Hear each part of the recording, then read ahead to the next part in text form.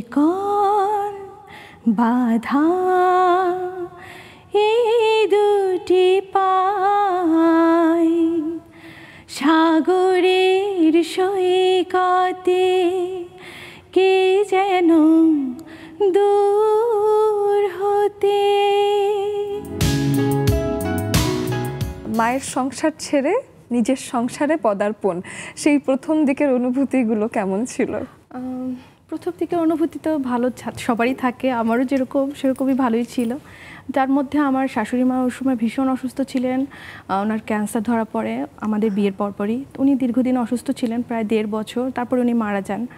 তারপর থেকে তো আমি মানে ওনার পরবর্তীতে আমি সংসারে করতে, হ্যাঁ মানে যখন আমি শিখবো বা কিছু সেটা শেখার আসলে সেভাবে আমার হয়নি আর কি, সময়টা মানে একদম দেয়ালে পিঠ থেকে গেছে, এখন যা করতে হবে হ্যাঁ যা আমি করব সেটাই হবে। হ্যাঁ তারপরে এইভাবেই আমার শ্বশুর মশাই আমাদের সাথে আমরা তখন 3 জন বাসায়।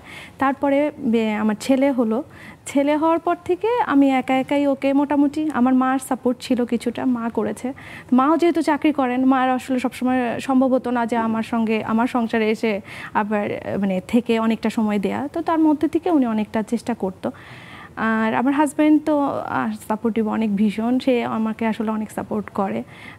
সেই সময় আসলে অনেক কিছু পড়াশোনা শেষ করার পরে চাকরি করছি না, বা এই মুহূর্তে আমার হঠাৎ করে সংসারে এতটা সময় দেয়া বা বাচ্চা সামলানো সব কিছু মিলিয়ে ওই সময় আমার অনেক সময় হতো যে আসলে কি মানে কেমন হচ্ছে ব্যাপারটা, ঠিক হচ্ছে না, আমার একটা কাজ করা দরকার বা কিছু। তারপরে এটা আসলে ও আমাকে বুঝিয়েছে যে ঠিক আছে এটা করছো, নেক্সট টাইম হয়তো হবে, সামনে হবে, চিন্তা করার কিছু নেই।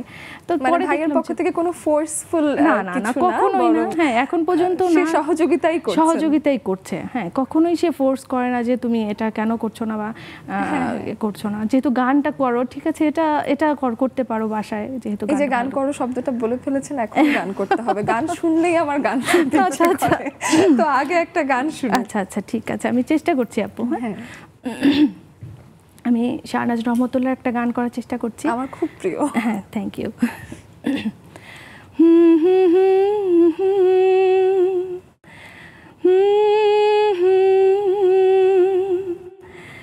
সাগরের সৈকতে কে যেন দূর হতে আমারে ডেকে ডেকে যায়, আয় আয় আয় পারি না ভুলে যেতে শিকল বাধা